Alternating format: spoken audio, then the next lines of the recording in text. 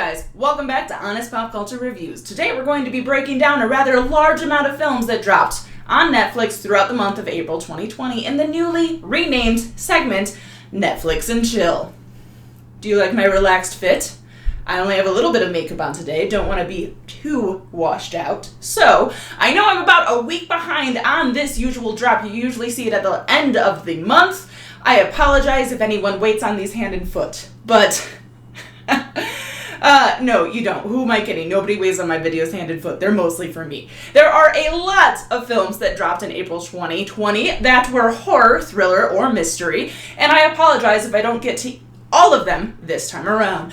But I do get through 12 of them, which is a lot, which is about 4 more than usual, which includes a franchise as well. So if I missed something you had to absolutely know about, please, if you didn't want to watch it yourself and you wanted my review first, let me know down in those comments. I'll be sure to include it in the May dump list. Now, let's get into what new content from worst to best.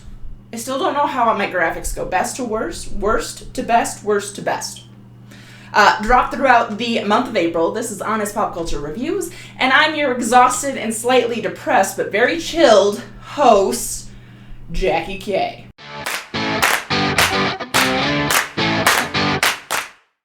Topping it off from the absolute worst was a film I couldn't even finish. The Occupant. Synopsis. He made commercials portraying the perfect family. Then he started to lose his. Solution?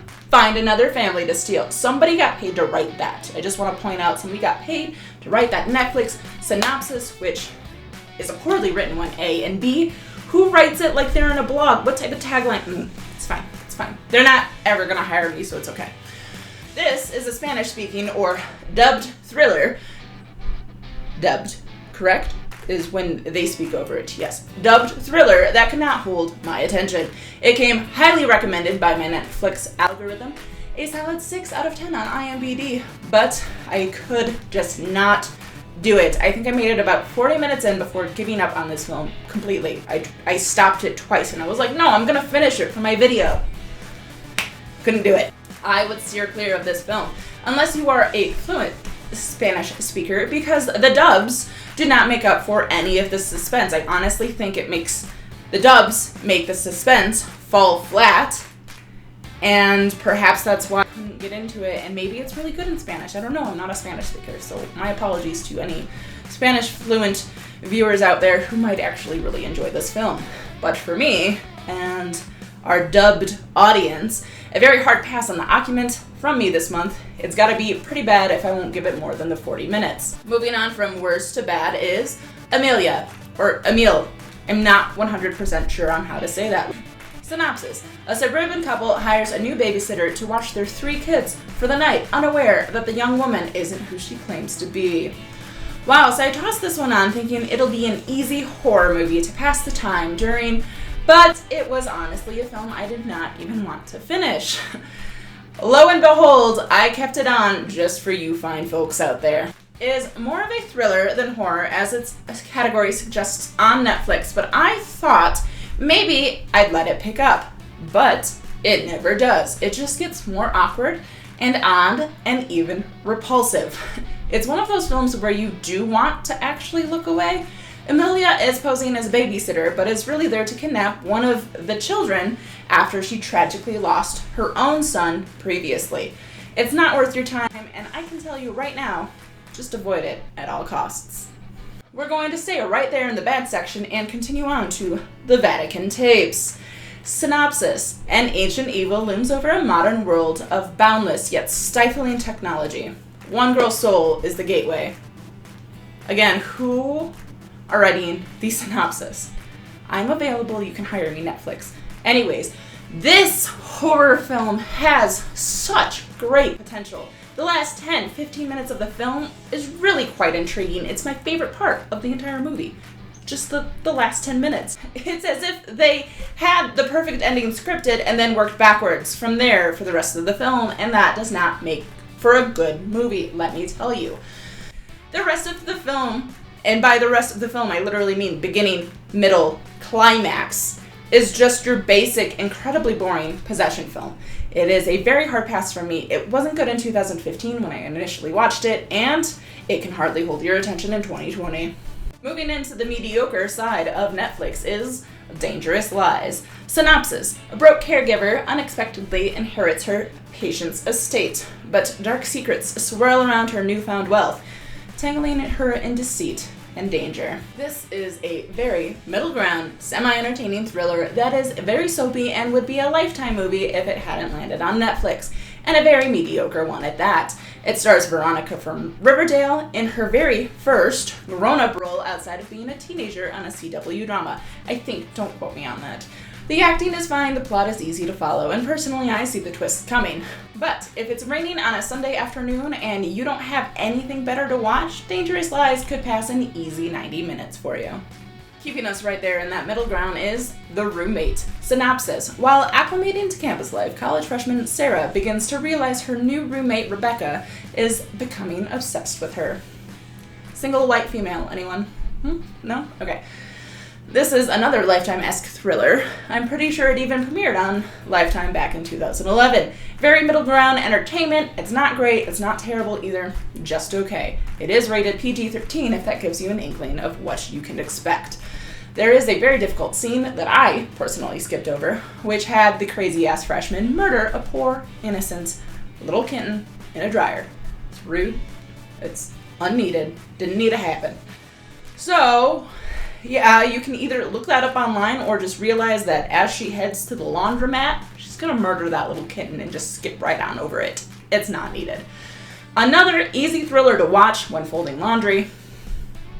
Didn't mean to make that connection there, but it happens. Or maybe working on a puzzle. Nothing great to write home about. Moving on from middle to a little bit better is the Resident Evil franchise. And I'm not going to tell you a synopsis. It's not really needed for the Resident Evil franchise. And I don't want to get into too much because at this point, Resident Evil has such a large hold on pop culture, I don't think it needs too much of an explanation. The Resident Evil franchise still deserves a shout out right here in the slightly above middle, the good standing of our list today. You either love the Raccoon City story or you hate it. So this one is purely up to you, the fans. It'll be an easy way to pass multiple hours as there are six films of Resident Evil. That's a lot of time to enjoy Mila Jovovich and some zombies and some more zombies. So there you go. Dark Light. Synopsis. Implicated in her daughter's disappearance, a mother searches for answers when she returns to an old family home that may have an unwanted visitor. This creature feature style horror movie is a hard pass for me. The acting is pretty terrible by the lead. It's scattered with jump scares, but does have some really great practical effects for the creatures, which are aliens. It is a film reminiscent of Dark Skies and The Forgotten, but if you want to watch a good horror movie with aliens at the center of it that you may have not heard of, I would highly suggest watching The Fourth Kind. It is a far superior film and truly frightening. You can rent it on Amazon or watch it on DirecTV. Some people disdain The Fourth Kind, but for me, it got me really good when I was 19, and I bet if I watched it now, 10 years later, I would still truly enjoy it. More Mila Jovovich. I'm 90% sure, or like her doppelganger. So, yeah, you got a hard on for Mila Jovovich? Watch The Fourth Kind, not Dark Light. This is terrible. Moving on into the good section of Netflix drops is The Captive. Synopsis. 8 years after their daughter's abduction tore them apart, her parents receive mysterious clues from the kidnapper hinting that she is still alive. Alright, even though Ryan Reynolds is plastered all over the poster and trailer for this little mystery thriller, he's merely a side character in it. He is the father who lost his daughter to a sex trafficking ring. Super sad, I know. Now, moving past that, this is better than a Lifetime-esque film we were just reviewing, but it jumps around in the storyline a lot, and at first you follow it pretty well, but then it's like, wait, who? What? How is that? I thought she was predisposed. This makes it not great. It makes it just good. It is an A24 film of the same company who gave us Midsommar and many other great indie horror films, but they have some very mediocre films as well, and this is kind of one of them. It is an alright film. Again, nothing to shout out about to your friends and family. It's a very sad film as well, as it pulls the curtain back on sex trafficking rings and how they operate in North America. So that is a difficult part of the film. But decent enough content to pass some time and keep you guessing. Inching us closer towards great is The Girl with All the Gifts. Synopsis. As a viral fungus turns humanity into zombies, a band of survivors flees with a curiously evolved zombie girl who may hold the key to a cure. This is a low-key horror gem. It is apparently based on a novel, and I'm assuming the book does a better job of painting the overarching similarities of the main character and the story of Pandora, and her opening the box of gifts for humanity.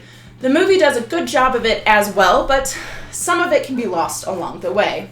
This isn't your typical zombie film. It has a little twist of second-generational hungries, aka zombies, kid zombies, who are able to control themselves. They're actually learning, they're being taught in schools, and as long as the people who are teaching them and around them wear this smell block, they don't try to eat them. So there is a large focus on how these second-generational hungries, or kids, adapt, hunt, and learn. I enjoyed the film overall, and I would certainly say it is a great way to spend a Friday night on the couch until the bars open back up. So check it out. Check out The Girl with All the Gifts. Keeping us in the great section is The Flakes of Breslau. I'm a botch a lot of this, so forewarning. Synopsis. After a body is found sewn inside a cowhide, a Roarclaw detective discovers a killer recreating an 18th century plague of criminal punishments. Oh boy, this is a dubbed Polish crime thriller mystery with dabs of horror, but I swear this movie starts off with a bang, boom, and then it's off to the races for the rest of the 90-minute runtime. I don't know what types of movies the Poles are making, but this film has some crazy, gruesome scenes in it. Like, for a police thriller, I was shook, but in a very good way. This film is so fast-paced and enjoyable that the dubbing does not take away from the suspense, as other films mentioned earlier did. Fuck off, Occupant. A heads up on this, there is a scene where a horse accidentally drags a man to death and stomps on a man's head. Like I said, gruesome movie.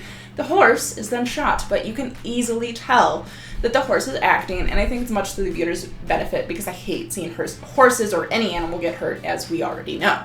It is not a difficult scene. It happens quickly, and you can breathe a sigh of relief and actually applaud the horse actor because he does a really great job. Or she. I don't look to see if there's a dick, so I don't know. Moving on to the greatest film that was dropped in April 2020 on Netflix is Wildling. Synopsis. Confined to an attic for years by a man claiming to be her protector, teenage Anna is liberated and begins learning the rest of her terrifying story. These synopsi, man, they do not make me want to watch these films, I can tell you that much. I am only watching these films for these videos. So, Netflix, do better synopsi writing. Back to business.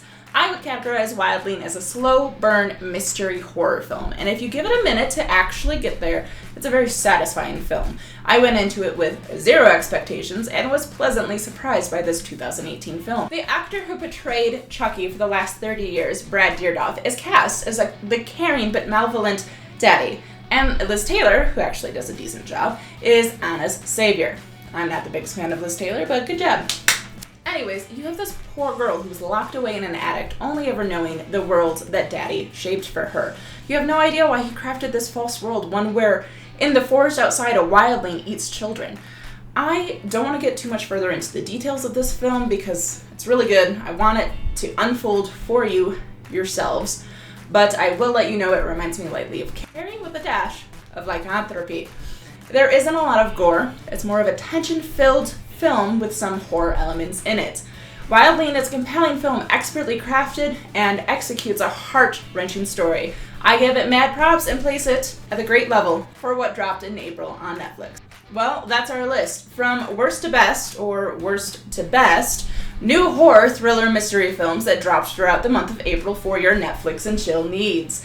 We had some much needed more horror, but sadly a lot of the thrillers were quite lackluster. Thank you for watching this week's list. Please like, share, subscribe, and comment what you thought of this week's ranking and if there was a film that should have been mentioned for our April's Netflix and chill. Next week, we will check out the top 5 rat bastard men in cinema and have a fun time poking at the patriarchy. This has been Honest Pop Culture Reviews. I've been your lazy Netflix and chill host, Jackie K, keeping pop culture honest. From worst to bad, Amelia. Amelia? Emile. Amelia. Dark Visit. Should be called Dark Visitors. That would be a better name, right? Okay. Synopsis. As a Synopsis. As a virulent fungus. I'm gonna just say viral. That's fine. Synopsis. As a viral fungus turns humanity into zombies, a band of survivors flees with a curiously evolved zombie girl who may hold the cure.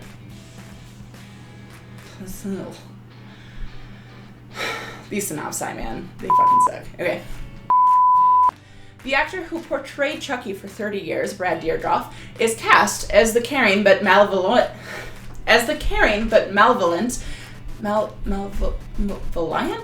Why do I write these words? It's fine. The actor who portrayed Chucky for 30 years, Brad Deardorff, is cast as the caring but malevolent